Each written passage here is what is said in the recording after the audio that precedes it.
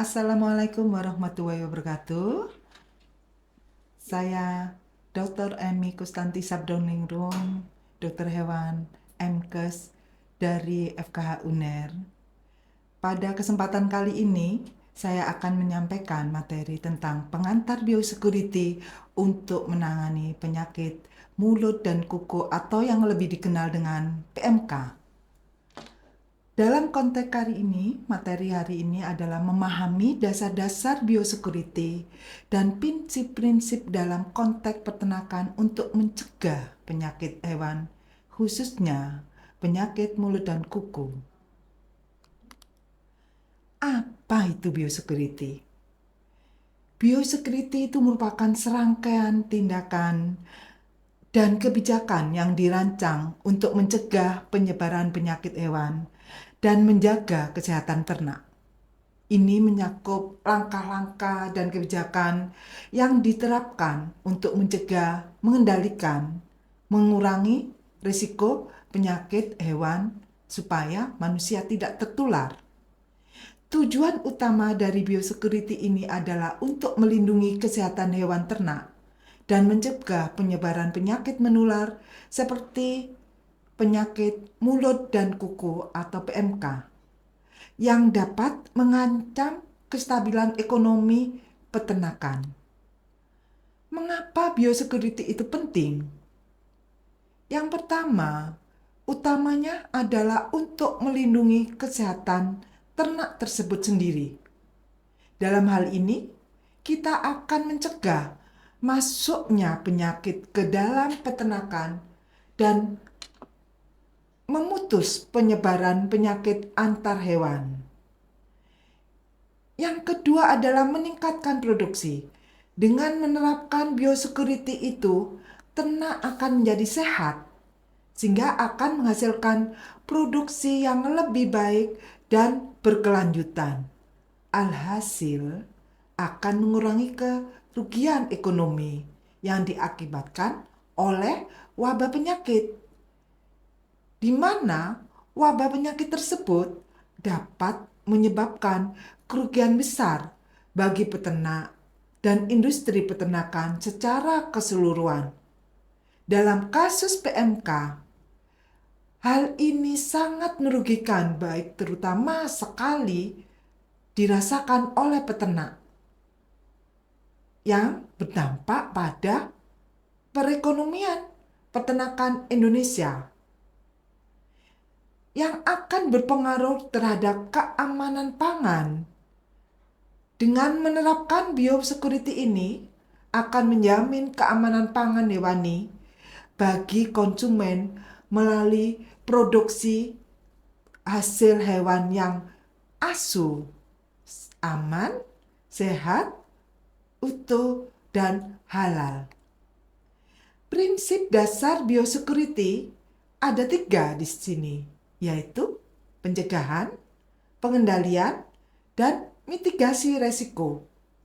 Di dalam pencegahan, langkah-langkah biosecurity yang diambil adalah terutama untuk mencegah masuknya penyakit ke dalam peternakan melalui pengelolaan lingkungan yang baik, memutus masuknya penyakit ke dalam peternakan tersebut dengan menerapkan biosecurity, sehingga penyakit tidak masuk ke peternakan itu. Jadi kita mencegah. Ya. Yang kedua adalah pengendalian. Tindakan pengendalian yang diambil ini adalah utamanya bagaimana mengendalikan penyebaran penyakit itu jika sudah masuk ke dalam peternakan tersebut. Yang ketiga, tentang mitigasi risiko. Strategi untuk mengurangi dampak penyakit terhadap kesehatan ternak dan kerugian ekonomi inilah yang harus dilakukan mitigasi risiko. Ini kita akan melakukan tujuan biosecurity dalam peternakan. Di sini, kami sebagai dokter hewan sudah menerapkan biosecurity dalam peternakan itu untuk dengan tujuan menjaga kesehatan ternak secara keseluruhan. Jadi di sini fungsinya juga mencegah wabah penyakit menular seperti PMK pada kasus sapi atau hewan ruminansia yang lain seperti kambing domba atau pada non-ruminansia yaitu pada babi. Di sini utamanya kita fokuskan pada sapi, baik sapi perah maupun sapi potong. Tujuannya adalah mengamankan pasokan pangan hewani yang berkualitas, aman, sehat, utuh, dan halal atau ASU. Sehingga akan meningkatkan keberlanjutan produksi peternakan yang akan melindungi investasi peternak dari kerugian akibat penyakit PMK. Dengan berjalannya semua itu akan mendukung kesejahteraan hewan melalui lingkungan yang sehat. Dengan lingkungan yang sehat, ternak akan sehat. Bagaimana menciptakan lingkungan yang sehat tersebut? Dengan menerapkan biosecurity. Komponen utama biosecurity yang pertama adalah pengelolaan hewan. Bagaimana caranya? Utamanya adalah pengaturan lalu lintas hewannya. Ya, jadi di sini lalu lintas hewan harus termonitor dengan baik. Yang kedua, karantina hewan yang baru masuk. Yang ketiga adalah pemisahan hewan yang sakit dari hewan yang sehat. Jadi hewan yang sakit dilakukan karantina, dipisahkan dari hewan yang sehat. Sehingga dalam kandang itu harus ada tentang kandang karantina atau kandang isolasi. Komponen utama yang kedua adalah kebersihan dan sanitasi. Kebersihan dan sanitasi tidak lepas dari desinfeksi secara rutin terhadap kandang. Yang didesinfeksi tentu bukan hanya kandangnya saja, tapi juga peralatan dan kendaraan yang keluar masuk ke area peternakan. Jadi di sini apabila kita juga manusianya masuk ke dalam area peternakan, kita wajib untuk melakukan biosecurity ini. Yang ketiga adalah pengelolaan fasilitas. Desain kandang yang tepat sehingga akan memutus masuknya wabah dalam peternakan. Zonasi area peternakan. Di sini ada 3 zonasi, nanti kita bahas ya. Dan pengaturan akses ke area peternakan. Yang tidak kalah penting tentang vaksinasi. Program vaksinasi yang teratur untuk meningkatkan kekebalan ternak terhadap penyakit tertentu. Alhamdulillah, ini kita bangsa peternak Indonesia terutama sudah melakukan beberapa kali booster untuk vaksin PMK. Pengelolaan sanitasi dan dalam biosecurity ini sangat penting sekali. Yang pertama, sebelum kita menerapkan desinfeksi, kita melakukan pembersihan rutin, yaitu pembersihan kandang dan area peternakan secara teratur. Dari di sini, fungsinya pembersihan ini untuk menghilangkan kotoran dan sisa pakan yang dapat menjadi berkembang biaknya kuman patogen atau patogen-patogen yang lain. Jadi, sebelum dilakukan desinfeksi, dilakukan pembersihan dulu terhadap kotoran atau sisa-sisa makanan yang ada di dalam kandang tersebut. Pengolahan limbah itu setelah nanti kita melakukan desinfeksi. Apabila kita sudah melakukan pembersihan rutin, kita lakukan desinfeksi. Jadi desinfektan itu lebih efektif, sangat efektif ya, bahkan harus apabila lingkungannya sudah dibersihkan. Ya, penggunaan disinfektan yang tepat ini akan membunuh mikroorganisme penyebab penyakit pada permukaan dan peralatan. Yang tidak kalah penting dalam biosecurity adalah pengelolaan limbah. Jadi pembuangan limbah peternakan yang salah akan menyebabkan beredarnya wabah penyakit. Apabila pengelolaan limbah peternakannya benar, itu bisa mencegah kontaminasi lingkungan dan penyebaran penyakit. Ya, di sini pengelolaan limbah yang dimaksud seperti kotoran, itu kemudian misalnya kita buat sebagai biogas atau kita kumpulkan kemudian kita fermentasi menjadi pupuk. Nah, itu akan lebih bagus. Ya, kontrol hama dalam penerapan biosecurity untuk sanitasi ini. Pengendalian hama terutama tikus. Ya, tikus ini merupakan faktor yang sangat bagus untuk penyebaran penyakit. Makanya harus dilakukan bagaimana pengendalian tikus supaya tidak masuk ke dalam area peternakan. Paling tidak kita bisa meminimalisir dengan melakukan kebersihan dan desinfeksi. Ya, untuk tikus ini. Serangga, kita lakukan fumigasi atau dengan burung liar terutama. Itu dapat membawa penyakit ke dalam peternakan. Ya, pengawasan kesehatan hewan ini kita lakukan pemantauan rutin ya, karena kita sebagai dokter hewan dalam kasus PMK ini kita lakukan pemantauan rutin. Dengan pengamatan rutin ini terhadap kondisi ternak, bagaimana kesehatan ternaknya, apakah ternaknya tetap sehat atau ada gejala sebelum terjadinya kontak dengan penyakit. Ya, di sini bagaimana kondisi ternak untuk mendeteksi tanda-tanda penyakit sejak dini.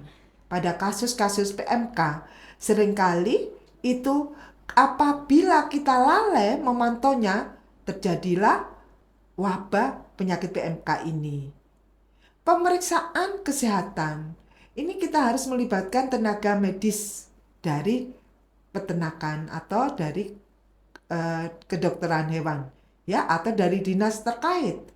Ya, malah kalau ada kasus PMK, kita harus lapor ke dinas terkait, ya, dinas peternakan atau dinas ketahanan pangan dan pertanian setempat, sehingga dilakukan pemeriksaan kesehatan yang secara berkala oleh dokter hewan untuk memastikan kesehatan ternak itu.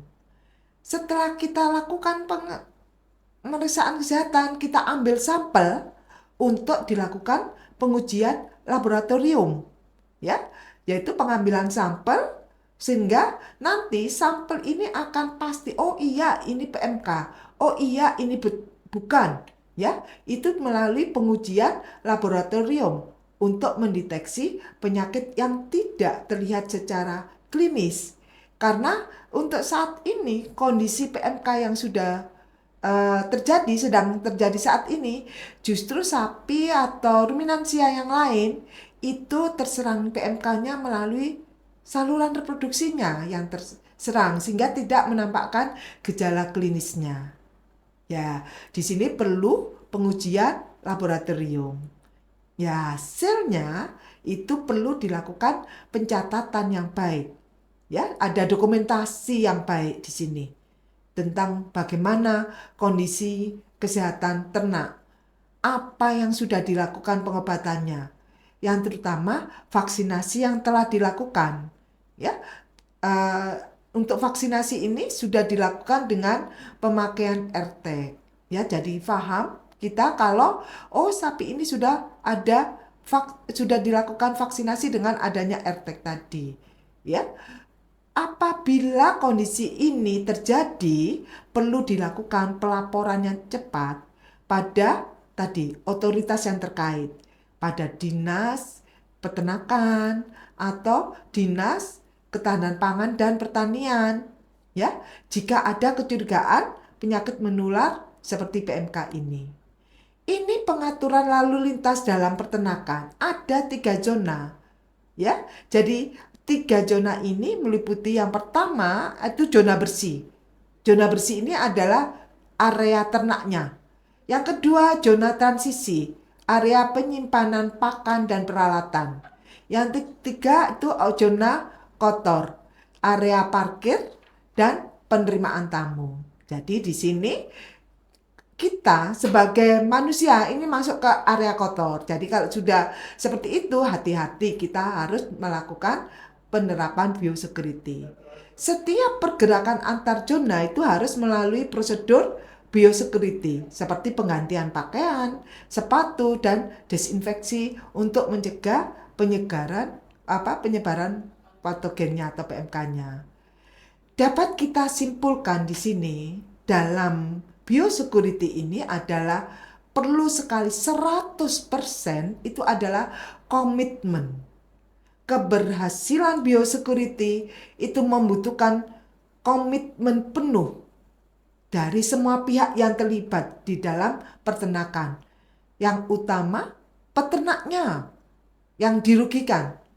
Kemudian dinas terkait yang melakukan kebijakan. Di situ di dalamnya ada dokter hewan yang melakukan untuk pelaksanaan pencegahan atau pengobatan untuk PMK. Yang kedua, konsistensi. Biosecurity harus diterapkan secara konsisten setiap hari, tidak hanya pada saat wabah saja.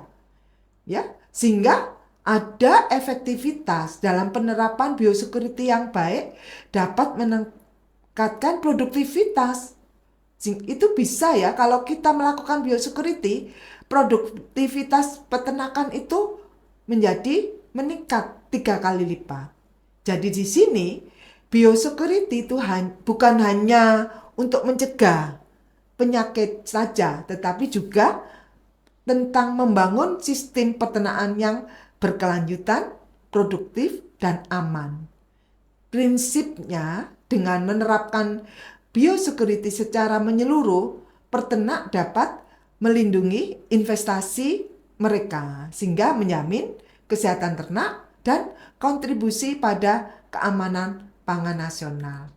Oke, sekarang kita masuk ke kuis sebentar. Jadi, apabila Anda semua tadi menyimak apa pemaparan tadi, bisa menjawab dengan singkat dan jelas pertanyaan di bawah ini.